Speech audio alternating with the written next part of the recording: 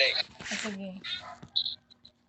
So, good morning. So, I am Lajer Bashir from Tubi. So, my topic is all about the intellectual property right. So, next.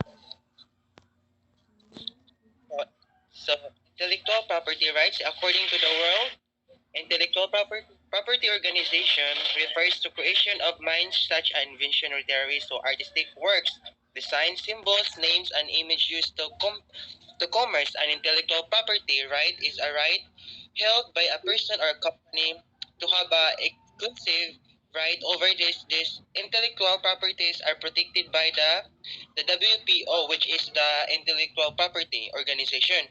So, which the Philippines is one of the 191 members states in our country. We have the Intellectual Property Office of the Philippines, which administers of implements states policies in relation to intellectual property.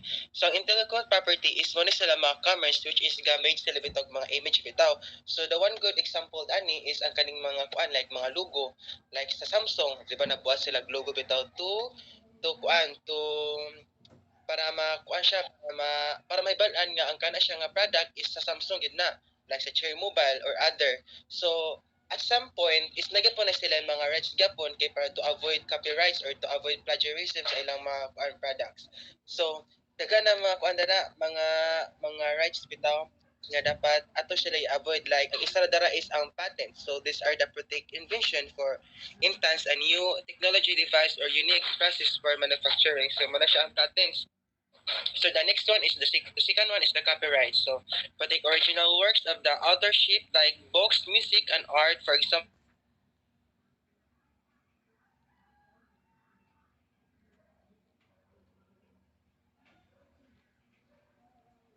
yung sa yung mga gipang compose diya sa yung mga kuan, yung mga hobbies or yung talent is dapat gid dili na to siya awatan gid kay makasuhan na darag copyrights. So it is bad.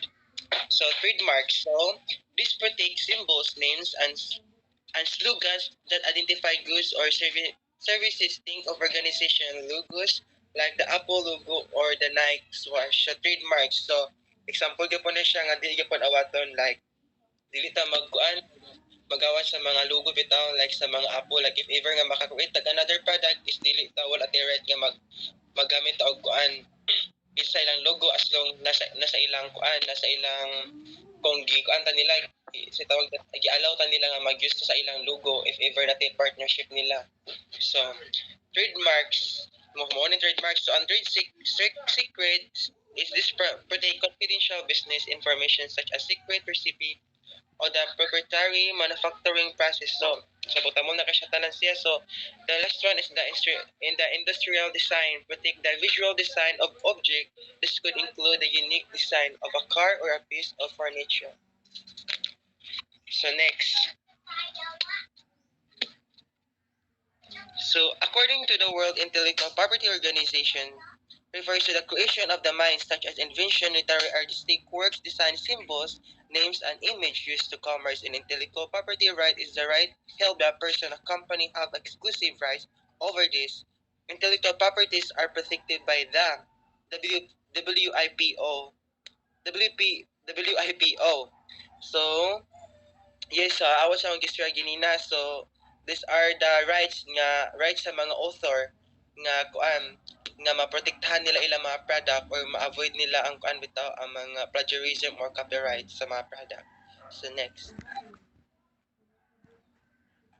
In RA 8923, so an act that defines intellectual property is to include copyright or the related rights, trademarks and service marks, geographic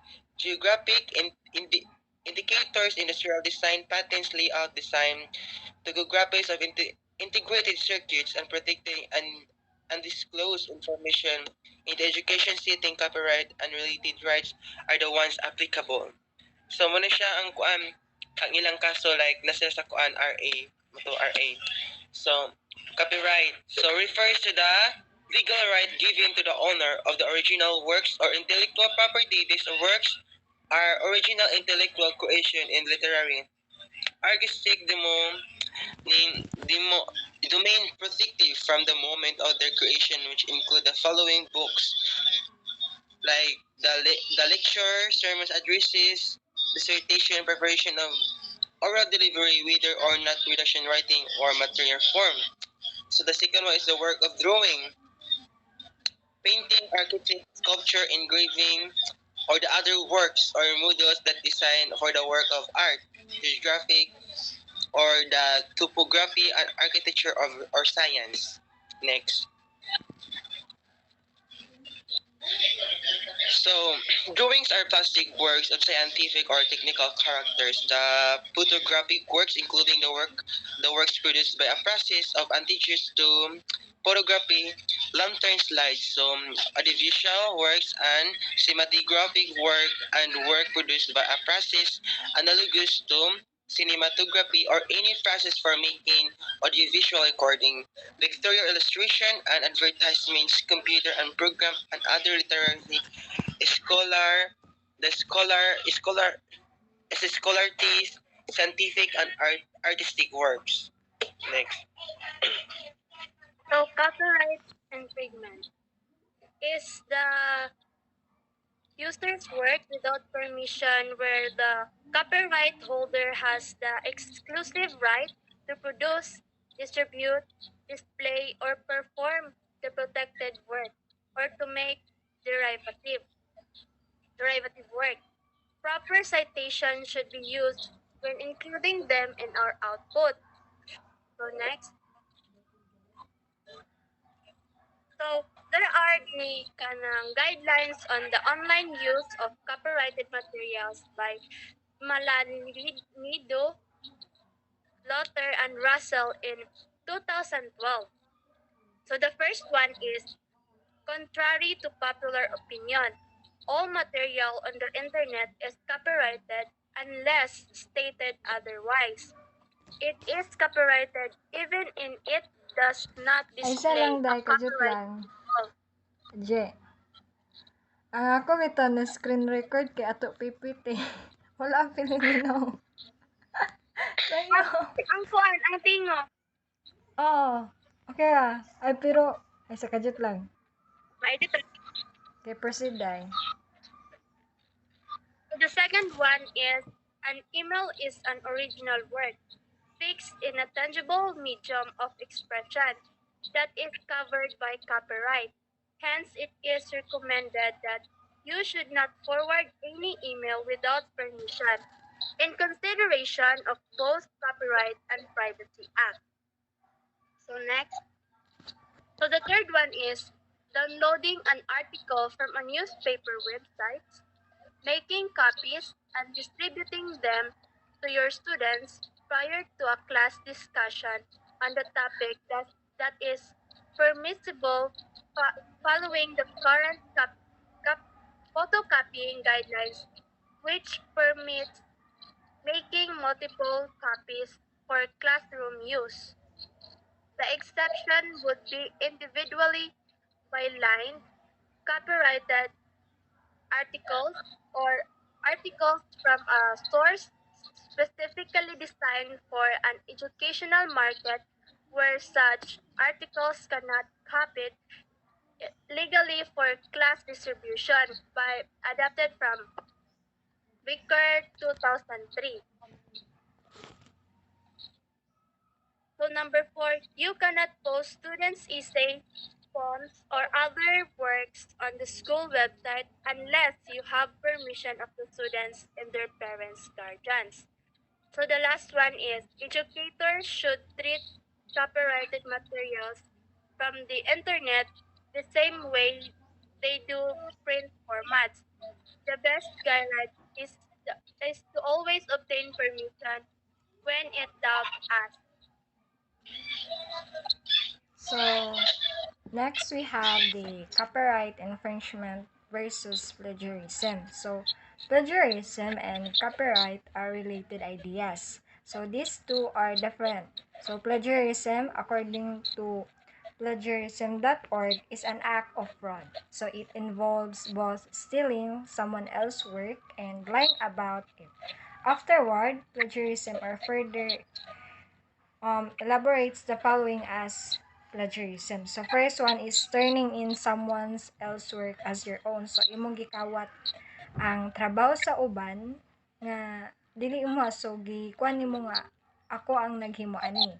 And then is copying words or ideas from someone else without giving credit. So it is kanang kuan ni siya sa labi na bitaw nga maghimo ka og thesis or mga research papers. So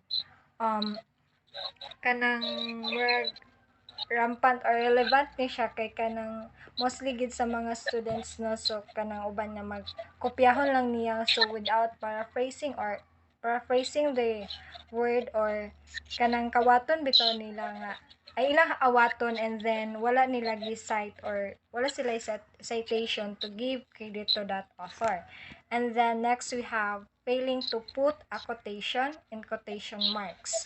So kung mag-cite man ta sa kanang ideas gikan sa uban, so it is necessary to put quotations or kanang mga quotation marks kay para ma-identify siya nga that work is dili sa imuha. Next, we have giving incorrect information about the source of a quotation. And then, changing words but copying the sentences structure of a source without giving credit. Then next, we have the copying so many words or ideas from a source that it makes up the majority of your work, whether you give credit or not. And then, so moto siya ang plagiarism in terms of copying kanang words or mga articles. So, moto ang okay. Next is for images, videos, and music, the following are counted as plagiarism. So, copying media, especially images, from other websites to paste them into your own papers or website. So, manguha kag mga pictures nga dili imuha. Dayon ibutang nimo siya sa imuhang paper or sa websites nga imuhang ginahimo, and then making a video using a footage from others video or using copyrighted music as part of the soundtrack. So magamit kag kanang music nga kanang dili imuha, and without them knowing ay kanang wala ka nananghid, so makuan ka po na siya as plagiarism. And then composing a piece of music that borrows heavily from another composition. Plagiarism refers to copying the work of another and claiming it as one's ideas or without proper attribution, while copyright. While copyright infringement is copying one's work without permission. So in this sense, copyright infringement is a violation of the copyright holder, while plagiarism is a violation of the right of an author. So we have to note that not all authors are copyright holders. This case, when the publisher owns the copyright, in addition, copyright infringement is a legal violation, while plagiarism is an ethical violation. So that would be all for our topic, and thank you.